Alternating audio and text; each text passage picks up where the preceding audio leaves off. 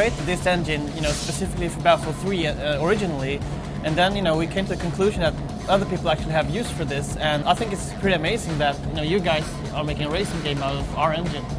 It is, definitely, because without the engine, we wouldn't have been able to deliver our concept and using the key technologies that the engine provides. Since Battlefield 3 is the true successor to Battlefield 2, we need to make everything bigger and better, basically. So we needed to develop new technology for doing that. So one of those things is streaming the content into the maps. With that, we can build the biggest map we've ever done before. And I think that's something that you also benefit a lot from, right? Definitely. For Need for Speed, the concept that we went with, the coast-to-coast race, really couldn't have been built without scale. In order to pull off what we need to do, we basically doubled the length of our tracks. We quadrupled the number of textures, 4 times the number of objects. So the scale for us just wasn't achievable on our old engine. And it's the terrain system that you guys developed, obviously, that allows us to basically have our vistas that we have. When you drive down the highways, you can see for miles out in the desert, you can see for miles out in the mountains, and it really sells that sense of journey in Need for Speed. I mean, the destruction enables us now to do things that no one else is able to do, really. Like, just seeing other players from playing other shooters coming into Battlefield, where, when I play Battlefield now, it's natural for me to just go through the walls.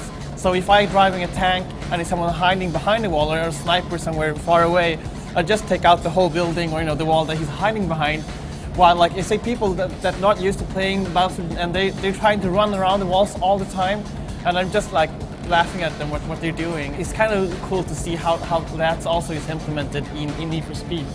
Yeah, for sure. In Need for Speed, it basically allowed us to create the epic journey we wanted to create for Jack as he's on this coast-to-coast race. Car racing has often been a very sterile environment, doing laps around a circuit. And as a genre, I don't think we've actually made the advancements that you guys have made yet. So for us, it was all about harnessing that power to create objects you smash through on shortcuts, or whether you're driving down Chicago and you're being chased by a helicopter and cars are blowing up and you're seeing pillars explode all along the drive. It really has allowed us to set the bar a little bit higher as a racing game across the board. So we wrote the whole rendering engine from scratch, and that enables us to have more light sources to make it more cinematic. We can do both indoor and outdoor lighting, so you see actually real shadows going around the game. And just with the destruction, we have all these explosions and the smoke coming out. We needed the particles, so the effects look really good as well, like really cinematic. And obviously, Frostbite rendering was very key for us in Need for Speed to be able to sell the epic nature of the journey from the west coast to the east coast. So, you have the beautiful vistas of the Yosemite, you have the dust storms that you go through, you have the mountain passes and the billowing clouds of fog and snow, and that grand scale actually boils down to some of the smaller pieces that I think the players will pick up on, which is, the tire spray going through a thunderstorm in the plains and picking up the lighting off that. Chicago, there's blasting pillars and dust and picking up the lights from the taillights and the headlights of the car, and the dynamic lighting as you go into New York at sunset. And it's just an amazing vista of visual environment from start to finish that, it really sells the journey the player goes on in this race.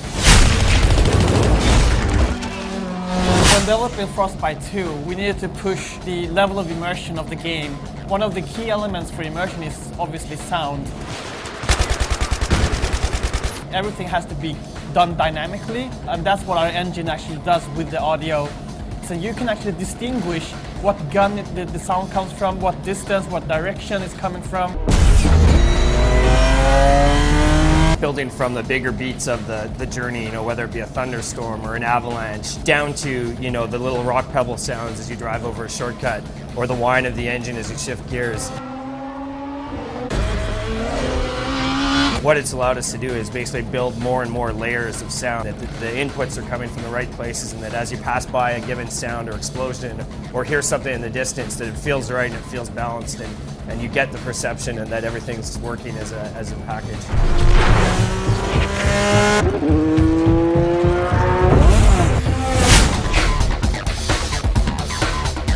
So we looked at this sports game actually, looking at FIFA and Madden, and what they've done, like the players, when they're running around, kicking the ball, it looks so realistic. And imagine that we took that animation system and brought that into a shooter game. So when the soldiers are running around, gunning each other, It looks so fluid, so realistic. And then for us, we start the game at a very tense, cinematic moment, and Frostbite basically has allowed us to create that very human aspect, which was one of our key tenets for the game, and really bring the emotion out in Jack as he opens the game up. And beyond that, I mean, as we've described some of the moments you go through over the course, a lot of them are very animated moments, and so the animation engine of Frostbite has allowed us to pull off some of these moments and these epic beats in the part of the journey that we wouldn't have been otherwise able to pull off. I think it's great that we've made this engine and then be able to share it with other teams and just like focus on actually making the game and not the technology. And just that we actually got stuff back from you guys. We have roads, and they built a tool for building roads. We actually could bring that tool back to Battlefield so we could build roads faster, for example. I think that's pretty cool. And then for us, we knew the game we wanted to make. We looked at a number of different options, and Frostbite 2 was the one that allowed us to develop the concept and build the game that we wanted to do. What we've delivered this year, we're very proud of, but we see even greater things in the future. The run is just the start of what we think we can do with Frostbite.